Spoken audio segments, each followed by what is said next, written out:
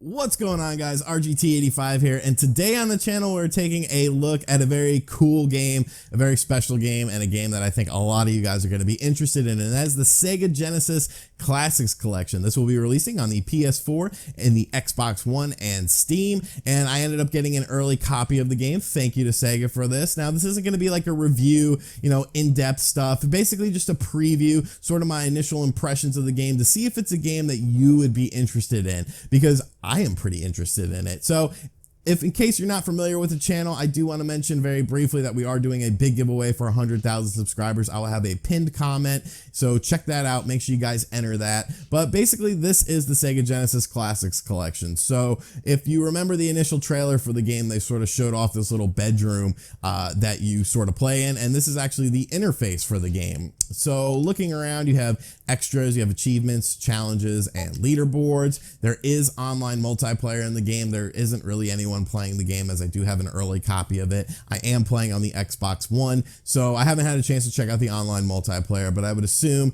that, games like Virtua Fighter 2, games that support multiplayer, you would be able to use online multiplayer. And there's credits, that's cool. But here's the TV. I like the little CRT TV. It definitely takes me back to when I first had my, SEGA Genesis. It was I definitely had a crappy TV like this, just something nice and basic. Console settings, so you can adjust the console settings to things you like. There's pixel scaling, a couple different options there if you want a more retro aesthetic.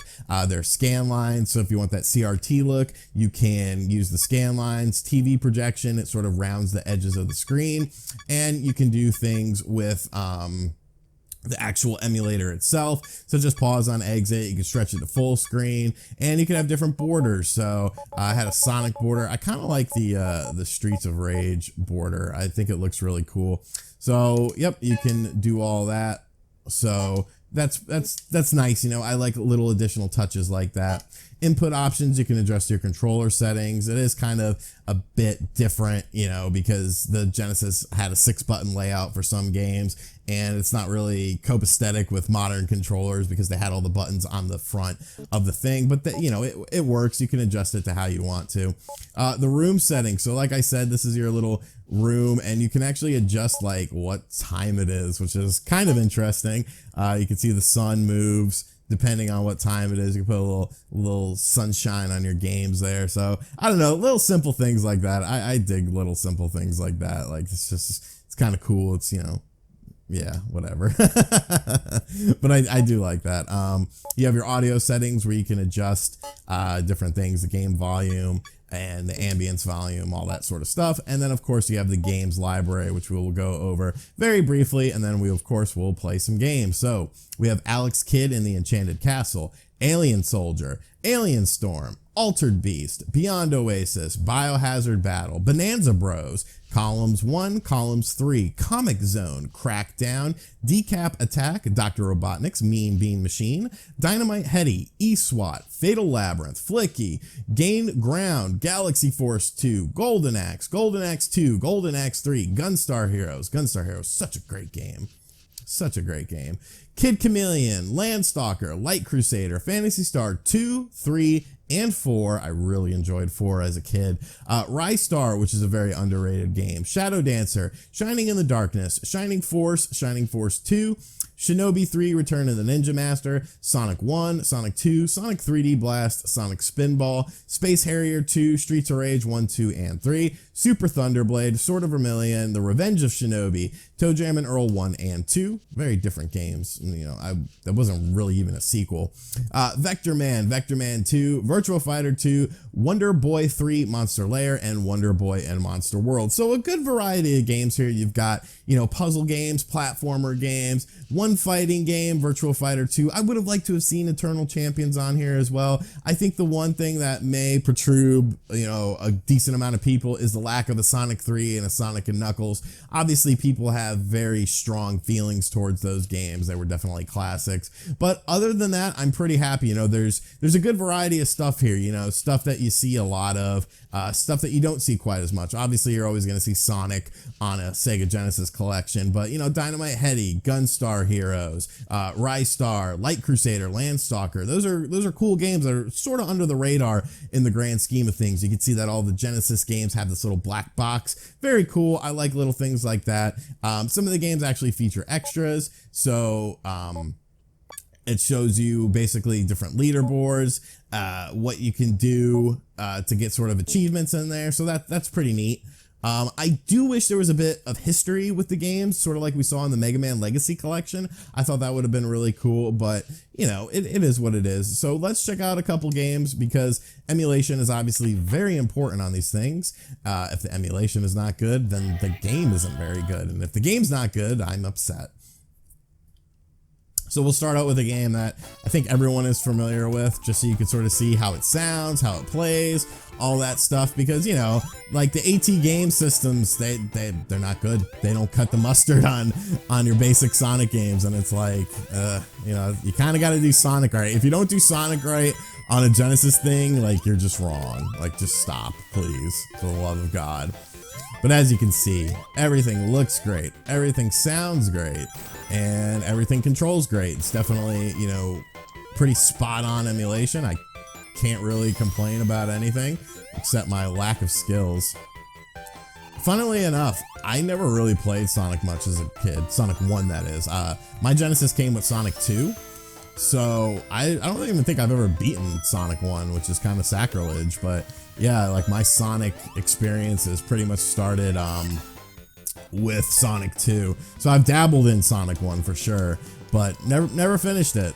Maybe one day. Maybe with this collection I will, because, you know, it's a good way to play them. As you can see, we got the border on the side of the screen. These things are nauseating. Like this was not a good idea, and I'm glad that I haven't had to deal with this in a while. Like, oh my God. Who thought this was a good idea? Like, what are we even trying to convey here? Like 3D? Like, just whatever. I don't care about the special stages in this game. So to get back, you just hold down the back button, and then you get this cool little thing, which, you know, it's nothing major, but it's just cool how it has the image on the TV screen, you know, like you would be at home when you were a kid. So a lot of nostalgia with this, a lot of nostalgia. Let's check out Virtua Fighter 2, which is a very underrated fighting game. A lot of people write this game off because it was not a 3D fighter like Virtua Fighter was known for, but Virtua Fighter 2 is actually a good game. I actually beat it on a stream on the channel back in the day. But I don't know why it's called Virtua Fighter 2, because it's clearly Virtua Fighter 1 based on the roster of characters, but whatever. But I mean, it definitely still feels like Virtua Fighter. It's just 2D, which is kind of weird, but you know, I like the game. But it would have been nice to have a little Eternal Champions on here. I definitely feel like Eternal Champions needs some additional loving, and this would have been the perfect thing for it. I'm in no way, shape, or form saying that this is better than 3D Virtua Fighter. I'm just saying that it is a competent 2D fighter that, I don't know, it doesn't look that great. It doesn't sound that great, but it plays good. And I mean, really, that's, at the end of the day, that's all that matters. Definitely a rushed game, though, I feel. Ooh, she winked at me. I love playing as Sarah. And once again, you have that cool little thing. So let's take a look at one more game, maybe a game I'm not too familiar with. Let's just pick something here. I would ask you what you want to see me play, but you're obviously watching this on a recording. You know what? Kid Chameleon. I've never played this game. Literally never played this game. This was another early Genesis game that I never played as a kid. I have never played Kid Chameleon. It's got a good soundtrack, though.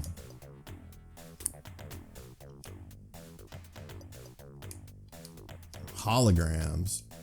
Whatever happened with that? Augmented reality and holograms. It seems like we just kind of gravitated toward virtual reality and just let it go. All right, let's just play. Blue Lake Woods. This is scary. Look at all those faces in the trees. I don't like it. I don't like it. Well, it's not scary. So I don't have an attack. Okay.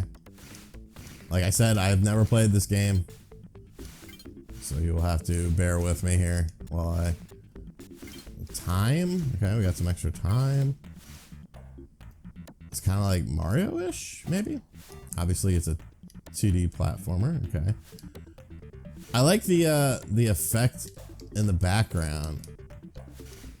Oh yeah, one more thing. Oh, here we go. Now we're kicking ass. You can rewind time, or you can fast forward time with the triggers. So that's kind of cool, you know, if you mess up. Can I jump? Okay, you can jump on them. It's Mario. But yeah, so I'm assuming this game is running fine.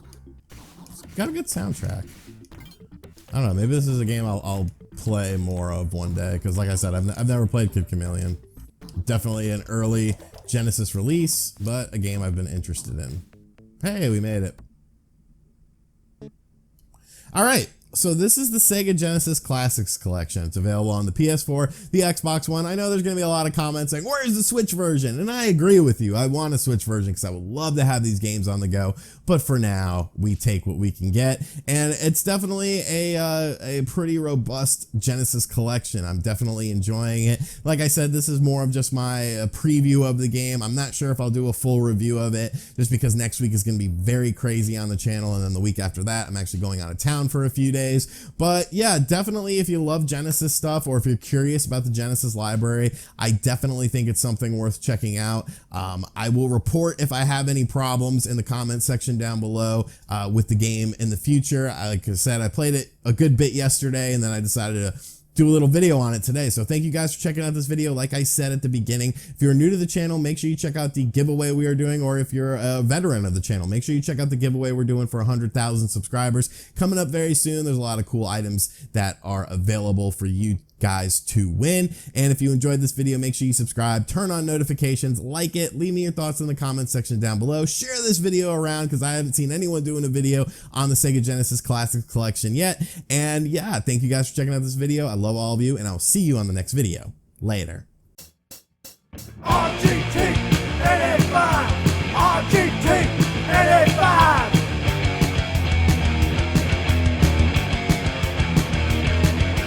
RGT 85, RGT 85.